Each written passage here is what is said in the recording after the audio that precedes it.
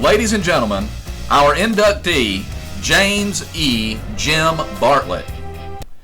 Jim Bartlett was first introduced to organized football when his parents, Mr. and Mrs. D.C. Bartlett, moved the family from Douglas to Albertville. Not long after this, Jim went out for football and was quickly installed as second-team tackle behind the all-time Aggie great Neil Reed.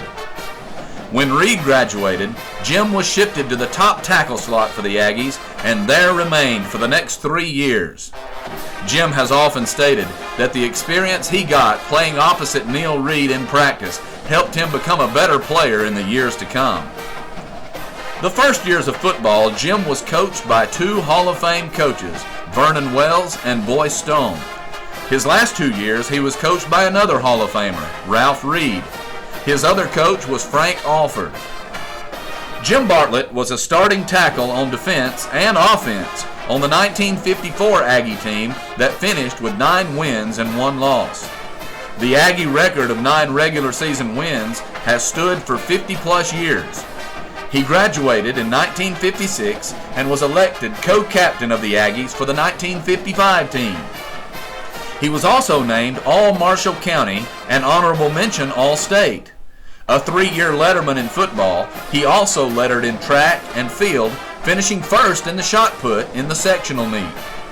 Aggie starters starting at the bottom and going up left to right: Miles Pell and Danny Strange, Tommy Maddox and Jimmy Bartlett, Jerry Anderson and William Locklear, Bruce Wright and Rayburn Lane, John Thomas and Donald Kennedy.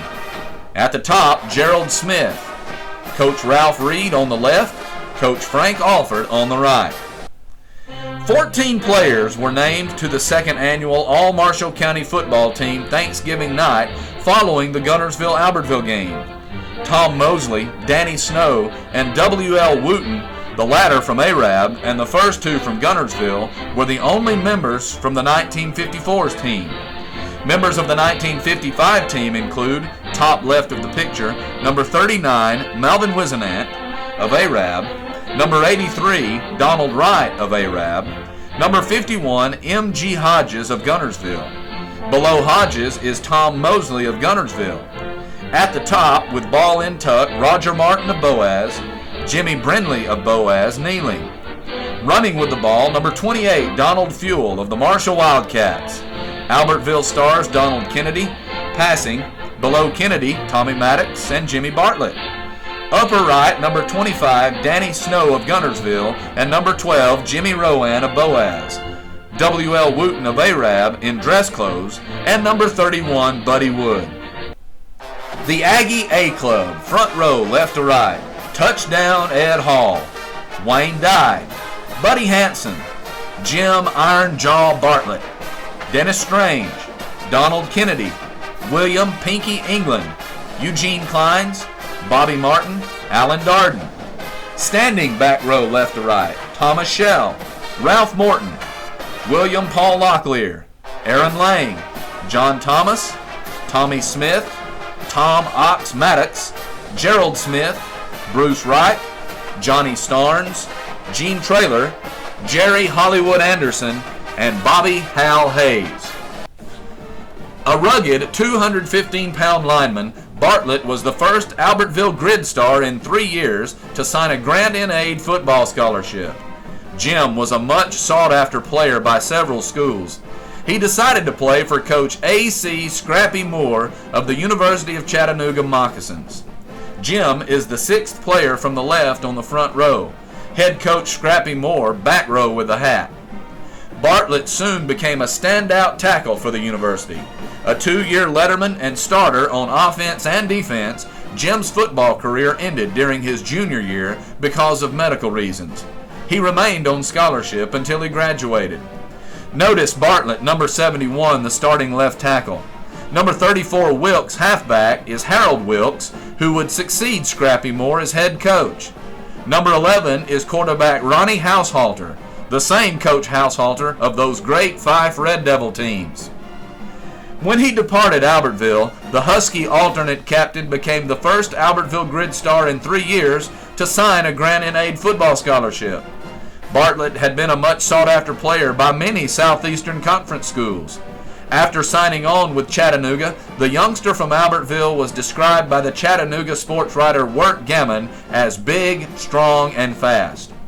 Another writer reported at tackle for the Mocs will be 230-pound Jim Iron Jaw Bartlett, highly regarded Kappa Sigma lineman of Chattanooga coach A.C. Scrappy Moore, also a Kappa Sigma. The Moccasins lost to the 1957 national champions at Auburn. What a game for Big Jim. He played all but 2 minutes of the entire game. He had to have 3 stitches taken in his nose between halves, but the rugged sophomore stayed in the action. Here, All-American halfback Tommy Larino, number 25 of Auburn, loses the ball as Jim Tucker, number 84, kicks the ball out of his hands. Tackle Jim Bartlett, number 71, and end Howard Clark, number 81 of the Moccasins, move into the play. With a degree in economics from the University of Chattanooga, Bartlett went on to graduate from Vanderbilt University School of Banking. After a career in banking for many years, Jim became owner and manager of a farm supply store. This led to his final working career as a salesman of animal health and farm supplies. Jim's hobby has been training horses. He has been involved with Tennessee walking horses for many years. Shown here riding Tater Tot in a 2006 horse show. Jim and daughter Christy and granddaughter Elise on the beach. Now get this, Jim is married to a former Tennessee Vol majorette. You know that story about how the Vols don't want to have anything to do with the Moccasins? Here it has worked well. Although Chattanooga upset the Vols in 1958, 14-6. Jim and his wife Celia reside in Cleveland, Tennessee, where they are active in their church as well as many civic activities. Jim and Celia have 3 children, Rob, Lane, and Christy, and their 3 grandchildren, Parker, Ashley, and Elise. Ladies and gentlemen, our inductee, James E. Jim Bartlett.